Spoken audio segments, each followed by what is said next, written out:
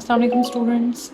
हम लोगों ने जो है वो यूनिट टू की जो एक्सरसाइज है उसका क्वेश्चन नंबर 5 सॉल्व करना है। ठीक है, अब क्वेश्चन नंबर 5 में हमारे पास एक कोड गिवन है और हमने उसकी आउटपुट जो है वो शो करवानी है कि आउटपुट इस कोड की क्या होगी। हमें पता है कि टॉप पे हमारे पास होती है हेडर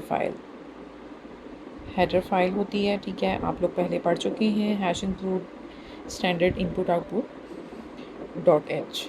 उसके बाद फिर हमारे पास मेन है। ठीक है, मेन का फंक्शन है। अभी तक ये सिंटैक्स सबको याद हो चुका होगा। नेक्स्ट उसके बाद जो है वो हमारे पास 3 तरह के वेरिएबल्स हैं। एक है x, एक है y और एक है z। ठीक है, अब 2 जो है वो x के अंदर स्टोर हो रहा है, 3 जो है वो y के अंदर स्टोर हो रहा है और 6 जो है वो z में स्टोर हो रहा है। और इसकी जो डेटा टाइप है that is integer, that is a data type. Next is हमारे पास 3 और तरह के वेरिएबल्स हैं। ठीक है, और उनके नाम हैं, एक है ans1, एक है ans2 और एक है ans3, यानी ans1, ans2, ans3। ये बेसिकली आंसर स्टोर करेगा 1 2 3 वेरिएबल।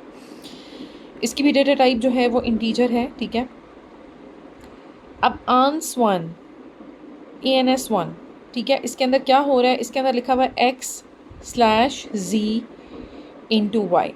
x/z इंटू वाई यानी कि x की जगह पे आ जाएगा 2, फिर /z की जगह पे आ जाएगा 6 और फिर उसके बाद जब हमने इसको मल्टीप्लाई किया y से तो y इज़ 3। ठीक है, तो इस तरह से ये जो वैल्यूज़ हैं वो इसके अंदर पुट हो जाएंगी। अब वैल्यूज़ पुट होने के बाद अब हमारे पास आंसर क्या आना चाहिए। हमारे पास जब एक ऑपरेटर की प्रेसिडेंस होती है, ठीक है, और उसमें क्या होता है कि डिवाइड और जो मल्टीप्लाई है वो एट द सेम लेवल जब आते हैं तो उसमें लेफ़्ट टू राइट चला जाता है। ठीक है, जो भी इक्वेशंस होती हैं। अब यहाँ पे 2 डिवाइडेड बाय 6 होगा, तो 2 डिवाइडेड बाई 6 का आंसर जो है वो 0 आएगा, क्योंकि 2 डिवाइडेड बाई 6 0 पॉइंट समथिंग आता है। तो हमारे पास क्योंकि डेटा टाइप इंटीजर है तो ये हमारे पास आंसर 0 आ जाएगा। 0 जब मल्टीप्लाई होगा 3 से तो आंसर विल बी 0। तो हमारे पास जो ans है, ans1, इसके अंदर 0 स्टोर हो जाएगा। उसके बाद फिर नेक्स्ट है। नेक्स्ट हमारे पास जो है वो वैल्यू है, जो इक्वेशन है उसमें पहले आता है y। ठीक है, y की जगह हम पुट करेंगे 3 प्लस z लिखा हुआ है तो z की जगह आ जाएगा 6 स्लैश y की जगह आ जाएगा 3 और इंटू 2 यहाँ पे आ जाएगा 2। अब ये किस तरह से सॉल्व होगी इक्वेशन, यहाँ पे हमारे पास ये इस तरह से सॉल्व होगी कि 3 प्लस 6 डिवाइडेड बाई 3 होता है 2 और 2 इंटू 2 इस तरह से करके आ जाएगा। नेक्स्ट जो हमारे पास है इसका रिज़ल्ट वो आ जाएगा 3 प्लस 4 और उसके बाद जो है वो इसका रिज़ल्ट आ जाएगा 7। ठीक है, तो हमारे पास ans2 के अंदर जो है वो 7 स्टोर हो जाएगा। ans2 is the variable name.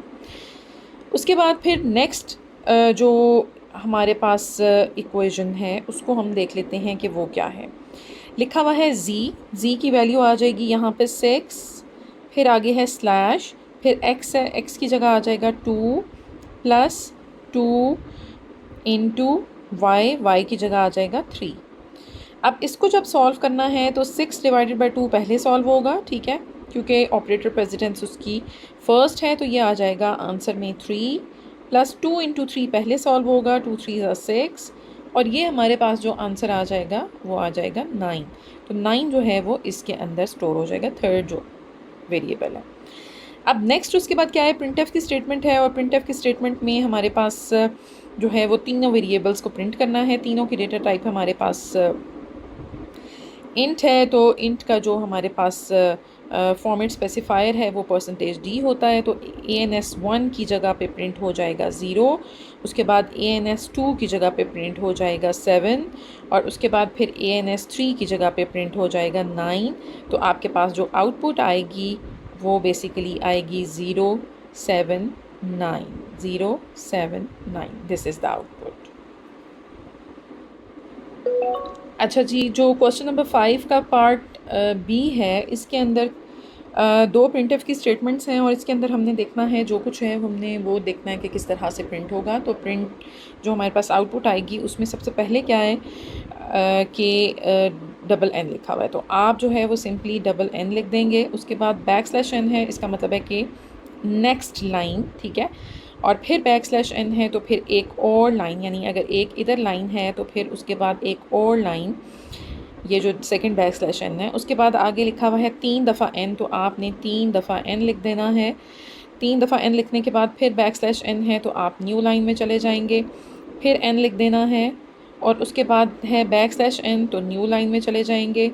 आगे t लिखा हुआ है तो आपने t लिख देना है। फिर है \t का मतलब ये है कि आपने जो है वो एक टैब जितनी स्पेस, यानी 8 कैरेक्टर्स की जो स्पेस है वो आपने छोड़ देनी है, ठीक है। ये गैप से मैं रिप्रेजेंट कर रही हूँ, ठीक है। आप इसको जो है वो खाली छोड़ देंगे और उसके बाद जो है नेक्स्ट डबल एन लिखा हुआ है तो आपने सिंपली डबल एन लिखना है।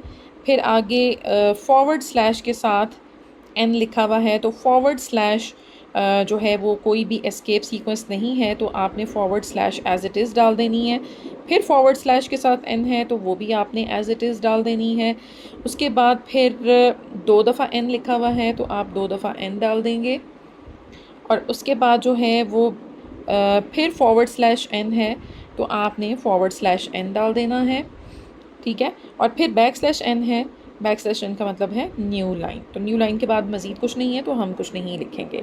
तो बेसिकली जो इसकी आउटपुट है, आउटपुट में अगर ये एरोज़ को मैं रिमूव करूँ, ये एरोज़ मैंने समझाने के लिए यहाँ ऐड किए थे, तो ये एरोज़ नहीं आएंगे और यहाँ पे ये जो स्पेस है ये इस तरह से होगी।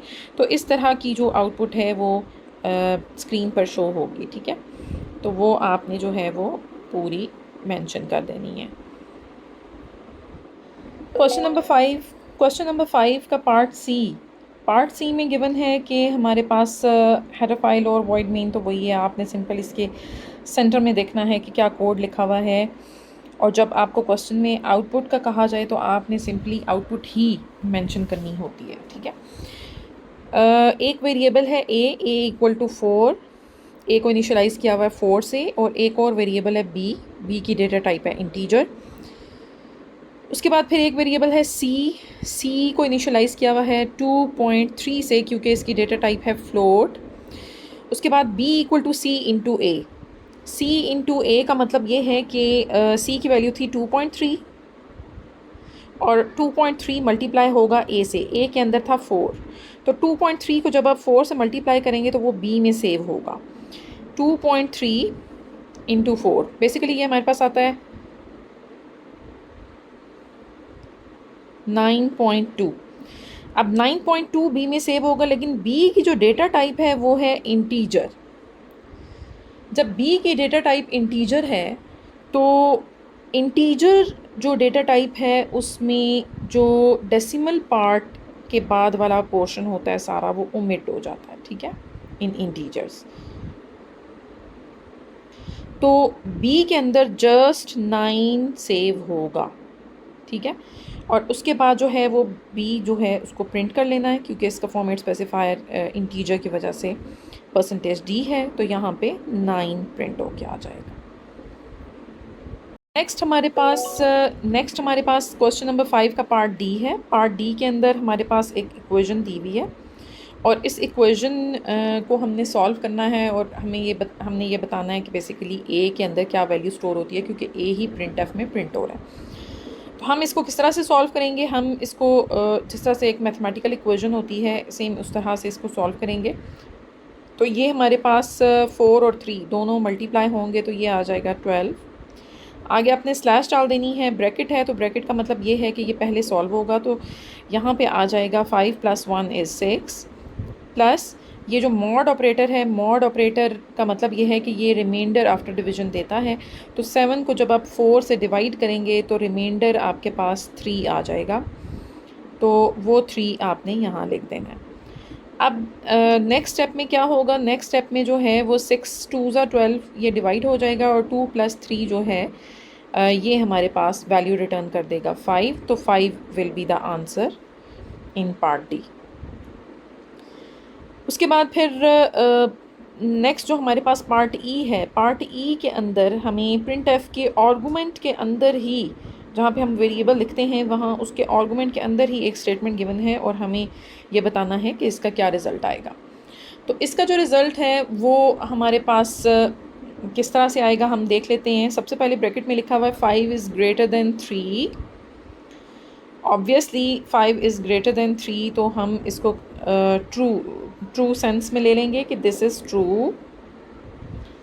एंड आगे 4 is greater than 6, no this is not true, तो दिया आ जाएगा फॉल्स।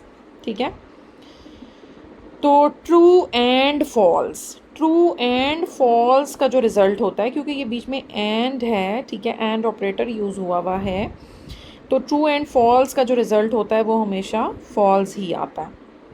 एंड गेट में हमेशा तभी वैल्यू ट्रू होती है जब दोनों इनपुट में वैल्यूज़ जो हैं वो ट्रू हों।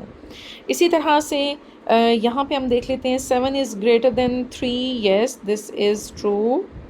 अब यहाँ पे इस ट्रू का इस फॉल्स के साथ क्या हो रहा है, और हो रहा है, और दिस इज़ और ऑपरेटर। ठीक है, अब और हो रहा है तो ट्रू और false, answer will be true. और ट्रू को जब आप परसेंटेज डी यानी इंटीजर के अंदर जब आप प्रिंट करेंगे तो वो ट्रू जो है वो एज अ नंबर आपको 1 बाइनरी नंबर 1 शो करेगा, क्योंकि 1 stands for true and 0 stands for false. तो जब आप उसको as a integer value print करेंगे तो वो आपको 1 रिटर्न करेगा। होप कि आपको समझ आ गए होंगे ये सारे।